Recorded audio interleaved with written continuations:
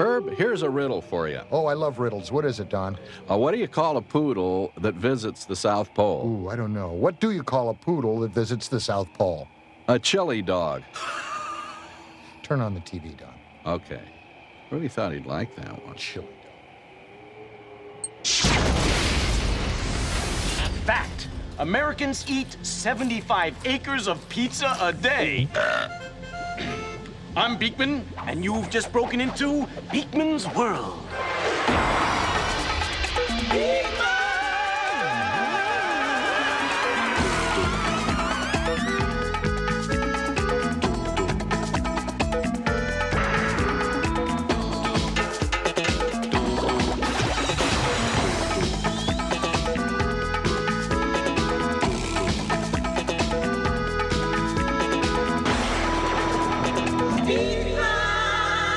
Let the program begin. Hey, it's a beautiful day in the neighborhood. A beautiful day for a neighbor. Would you answer a question? You're in a good mood today. Well, I thought I'd give it a try. Wow, that's great, Lester. I don't like it. Put on your own coat. I got a letter for you, Beakman. It's from Mikey D of Charlotte, MC. All right. He says, hey, Beakman, how do scientists figure stuff out? Ooh, classico question, Mikey. By the way, all of you, the questions you've been sending are great. Scientists figure things out in many ways, even by accident, which is actually how the drug penicillin was discovered. But sometimes there's a method to our madness. It's called the scientific method. Lester, I'll need your help to explain the scientific method. Oh, no problem, Beak. I'm a method actor. Stella! Thank you, thank you. How about this one? I could have been a contender. I could have been somebody.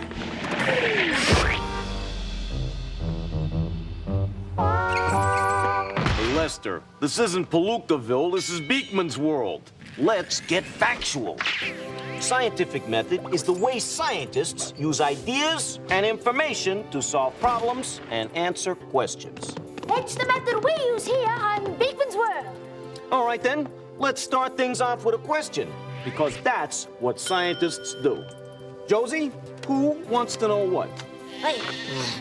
Kai Reeves but Montana asks... No, that's Butte, Montana. Butte, Montana asks, Dear Beakman, will salt water conduct electricity? We've just taken the first step of the scientific method. State a problem or ask a question. And my question is, will salt water conduct electricity? All aboard! Oh, hi. Welcome aboard the electrical line. Conducting electricity means that electrical energy runs in a loop, much like my train. And just like my train, if the loop is broken, electricity isn't conducted and can't do its work. Next stop, electricity! Step number 2 in the scientific method is making an hypothesis. All an hypothesis is an educated guess. A hunch. Right, a hunch. My hunch is that salt water will conduct electricity. The next step is to test our hypothesis. We do that by experimentation. An experiment's how you find out if your hunch is right or wrong. Let's create a little electricity. This device is my patented Beakman conductor tester. When I touch the two wires together, yes, the light bulb lights up. Gee, this is exciting. You know, Herb, I feel electricity in the air. That's not the air, Don. You caught your flipper in the extension cord. How'd I do that? It lit up because I had a complete circuit. A loop! Well, isn't that kind of obvious? Obvious, but important. Because now we know that anytime we put something between the two wires and the bulb lights up, that something conducts electricity! But it's gotta be the right something. Excellent, Josie. Give your brain a high five. Lester, salt water, please. Thanks. My conductor tester thing here is powered by these two 6-volt batteries. So I'm not in any danger of being hurt when I put the wires into here. Otherwise, you should never, ever experiment with water and electricity. Okay? Okay. Okay, here we go. Okay. Ha-ha! You did it! You proved that salt water conducts electricity! Well, maybe yes, maybe no. It looks from this test like salt water does conduct electricity. But it could be just the salt or just the water. I think it's water. Because I'm always constantly being reminded not to have electrical stuff near the bathtub. A well-reasoned hypothesis, Josie. Thanks. Lester, what do you think? Well, I think it's the salt because, because I never agree with the kid. Well, let's test some salt first. Let's. Very well. Here we go. And, ha-ha, the light didn't go on, so... It's not the salt. Oh, I hate being wrong. No, Hester, that's the beauty of it. In the scientific method, it's okay to be wrong. Now we know for sure it's not the salt. We've narrowed down the possible solutions. Oh, thanks a lot, Beakman. I feel better now. Good. Let's test some water. Watch it and wait. May I have some pure water, please, Ray? Thanks a lot. All right. Let's see if it's the water. See that? The light didn't go on, so it's not the water either. Yes! Put that in your hair and wrap it. You heard the band. It's good to be wrong in the scientific method. Correct. They have both done a marvelous job of being totally wrong. Congratulations. We now hypothesize that it must be the combination of salt and water that conducts electricity. I'm going to test that by making my own salt water, by dissolving some salt into hot water like this. Here we go. And stir. All right. Here we go. The light went on. My original hypothesis agrees with the results of our experiments. So we can draw a conclusion. Salt water conducts electricity. But what if the experiments had proven that salt water doesn't conduct electricity?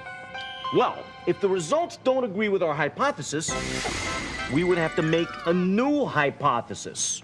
Like, for instance, salt water doesn't conduct electricity.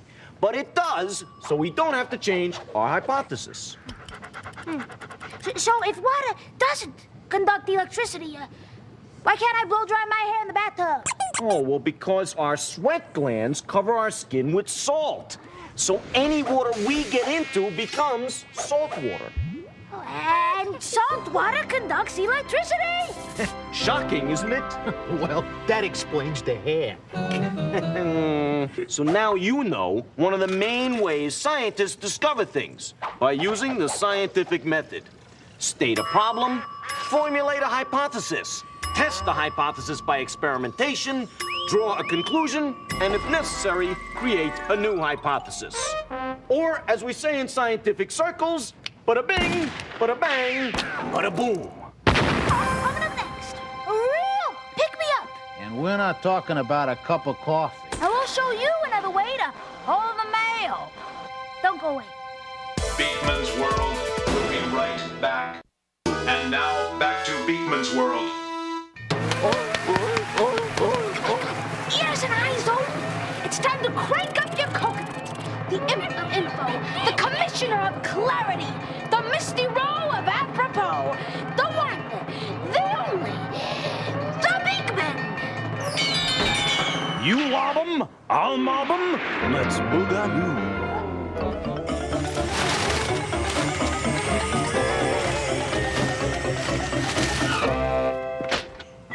Hey, gang, keep those letters coming in. Question, dear Beakman, how big can a dairy cow get? Answer, pretty big. A prime milking cow often weighs up to 1,700 pounds. How big can a dairy cow get? Pretty big. A prime milking cow often weighs up to 1,700 pounds. Wow! And can give up to 2,300 gallons of milk a year, which could fill 11 king-size waterbeds. Question, dear Beakman. How hot is the sun? Answer, the sun's surface, known as the photosphere, is about 10,000 degrees. At the core, the sun is about 27 million degrees.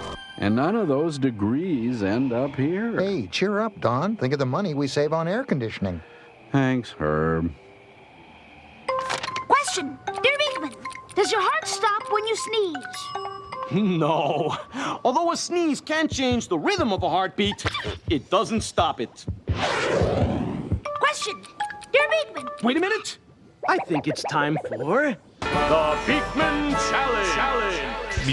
Lester, I challenge you to pick up this jar without touching it.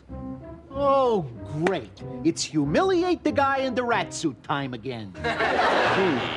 If science has taught us anything, Lester, it is that it is impossible to humiliate a man who is already in a rat suit.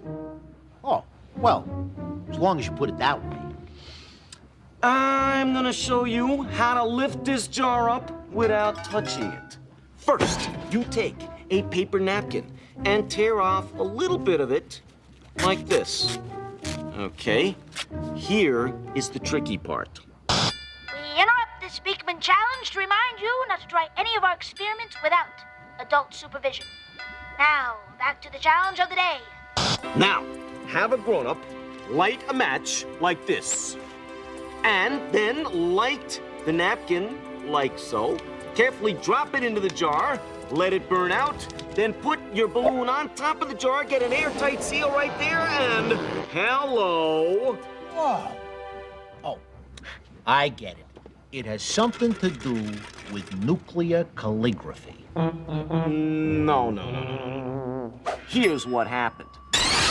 There's a fire in the jar, and that makes the air in there hot. But when the fire goes out, the air cools. You remember, cool air takes up a lot less space than hot air. So the balloon got sucked into the jar to try to fill up some of that space. That jar is holding onto the balloon pretty tight. And that lets you pick up the jar without touching it. Another winner from the House of Beakman. Coming up next. It's a bird. No, it's a plane. No, it is Beakman on Cloud 9. Grab a pencil and stick around. Beakman's World will be right back. Now back to Beakman's World. I'm stoked. I'm pumped. Let's answer another question. This question comes from Arnold Opolskis of Ames, Iowa. He says, Dear Beakman, how come there are rainbows? Ooh, add a way to ask him, Arnie. Ray, could you take us up to 35,000 feet, please? Hey! Oh, what are we doing up here, Beakman? You know I'm afraid of heights. Well, since we're talking about rainbows, Lester, I figured we'd come up here and observe them in their natural habitat. Remind me never to ask you about sewage treatment. A rainbow is sunlight bouncing off and shining through raindrops. What color would you say sunlight is, Lester, huh? White. Now can we go? Well, you may think it's white, but actually you're seeing lots of colors. Right now I'm seeing my whole life pass before my eyes. This piece of glass is called a prism. Look what happens when the sunlight shines through it. Here you go, Lester. Now, what you thought was white light is actually made of all the colors of the rainbow. As the white light goes through a prism, the different colors in it bend at different angles. And we can see them. Hey, there's a bada boom in there for you if there ever was one. Oh, I get it. So whenever there's a rainbow, it's because there's lots of little pieces of glass up in the sky. You know, that's not as ridiculous as it sounds. The main colors of the rainbow are red, orange, yellow, green, blue, indigo, and violet. Yeah, I know violet, right? But let's... You know, this might be a good time to go back down to the information center. Yeah, I think it would at that. Wow!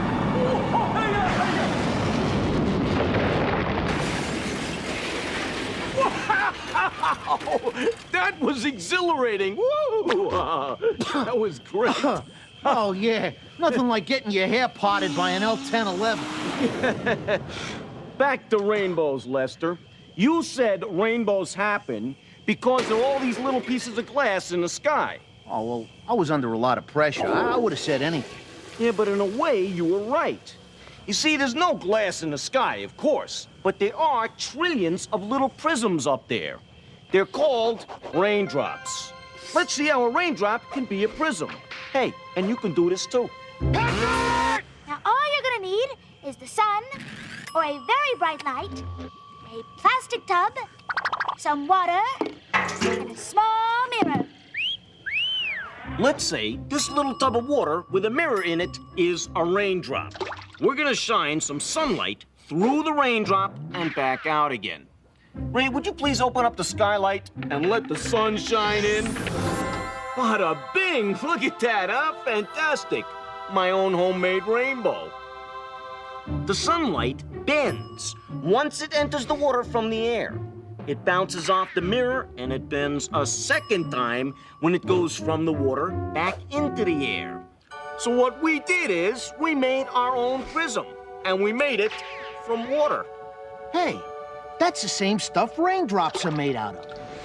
Mr. and Mrs. America and all the ships at sea, let's go to the scope.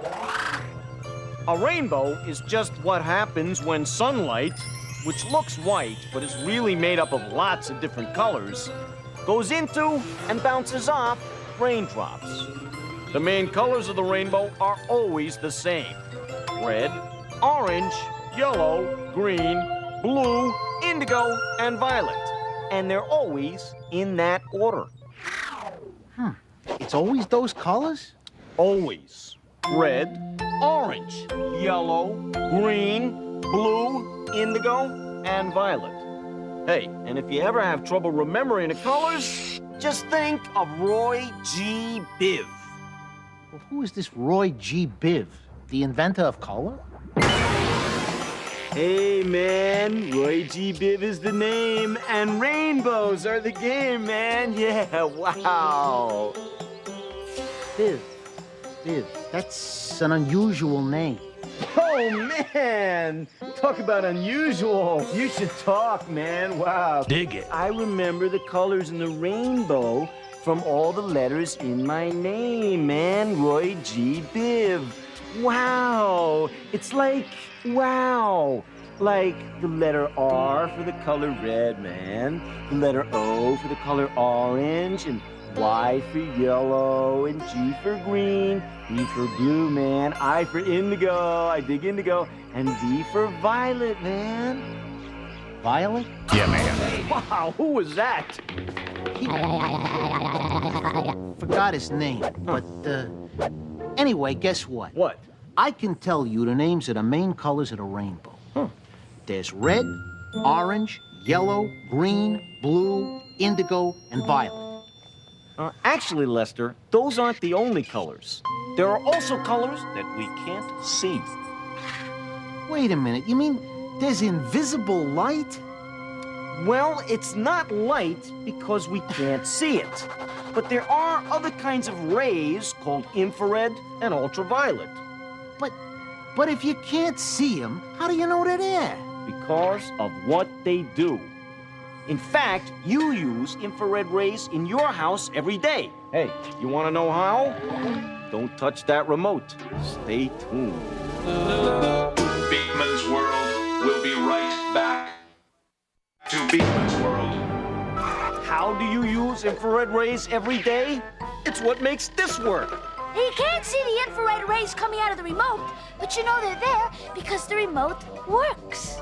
Here's an experiment you can try at home. First mirror, then bounce from the first mirror to the second mirror and bounce off the second mirror to the TV. When I push this power button right here on the remote, the infrared ray will turn off the television. Oh, don't turn it off. Moe's gonna get Curly really good. Sorry, Lester, but science waits for no nyok. Oh, it's like magic. No, it's like science. The infrared beam bounces off the first mirror to the second mirror, then all the way to the TV set and turns it off. Oh, we better get out of here. See you next week. On Beakman's World. Boy, Herb, those are the three weirdest creatures I've ever seen. Who, Larry, Moe, and Curly? Oh, yeah, they're strange, too. Get the infrared and remote us. Why, I oughta.